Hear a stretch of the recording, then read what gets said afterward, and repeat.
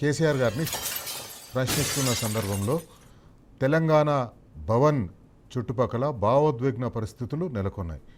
రాష్ట్రం నలుమూలల నుంచి నాయకులు కార్యకర్తలు తెలంగాణ భవన్కు వచ్చిండ్రు. తెలంగాణ భవన్లో ఒక ఉద్విగ్నభరితమైన వాతావరణం ఉంది. కేసీఆర్ గారిని విచారణ పేరుతో ఇట్లా వేధించడం పట్ల బీఆర్ఎస్ పార్టీ శ్రేణులందరూ చాలా ఆగ్రహంతో ఉండే. ఏబిఎన్ ఆంధ్రజ్యోతికి సంబంధించిన ఒక కెమెరామెన్, ఒక రిపోర్టర్ ఇంతకు ముందే ఏబిఎన్ ఆంధ్రజ్యోతికి భవన్లో జరిగే కార్యక్రమాలు మీరు కవర్ చేయవలసిన అవసరం లేదు, మీరు రావద్దు అని చెప్పి ఒక పత్రికా ప్రకటన ద్వారా స్పష్టంగా చెప్పడం జరిగింది. అయినా కూడా ఇక్కడ ఉద్విగ్న పరిస్థితులు ఉన్నాయని తెలిసినా కూడా ఒక వార్త క్రియేట్ చేసుకోవాలి. ఏబిఎన్ ఆంధ్రజ్యోతి రిపోర్టర్ల మీద దాడి జరిగింది అని ఒక వార్త క్రియేట్ చేసుకోవడం కోసం విల్ఫుల్గా కావాలని ఆ రిపోర్టర్లను తెలంగాణ భవన్లోకి పంపించే ప్రయత్నం చేస్తుంటే తెలంగాణ రాష్ట్ర సమితి, భారత రాష్ట్ర సమితి కార్యకర్తలు ఆ రిపోర్టర్ని వాళ్ళని మిమ్మల్ని బ్యాన్ చేశారు, మిమ్మల్ని రావద్దన్నారు, మీరు ఎందుకు వచ్చినారు అని చెప్పేసి వాళ్ళని పంపించే ప్రయత్నం చేస్తే వాళ్ళు అట్లాగే బలవంతంగా చొచ్చుకు రావడం కోసం ప్రయత్నించారు.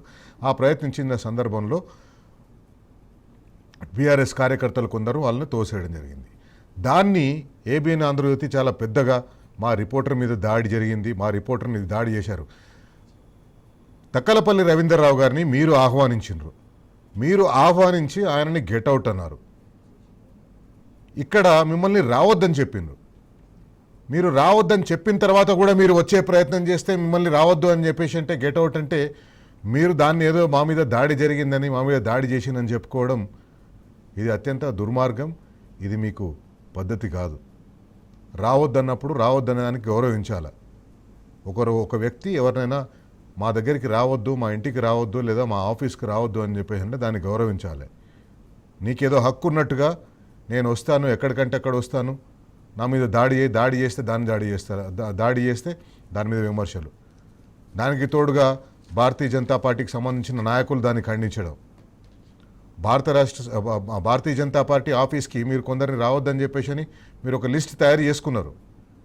అక్కడ వాళ్ళు వస్తే కూడా మీరు ఏమన్నారా? వాళ్ళని బయటికి పంపించే ప్రయత్నం చేయారా? బయటికి పంపించే ప్రయత్నం చేయలేదా ఇంతకుముందు? ఎందుకు మరి ఏబిఎన్ ఆంధ్రజ్యోతిని బీఆర్ఎస్ పార్టీ ఆఫీస్లోకి రావద్దు అని చెప్పినా కూడా వాళ్ళు వచ్చిన తర్వాత వాళ్ళ మీద కార్యకర్తలు వాళ్ళను రావద్దని చెప్పేసి నిలువరిస్తుంటే ఎందుకు ఈ రకమైన ప్రయత్నం చేసిండ్రు?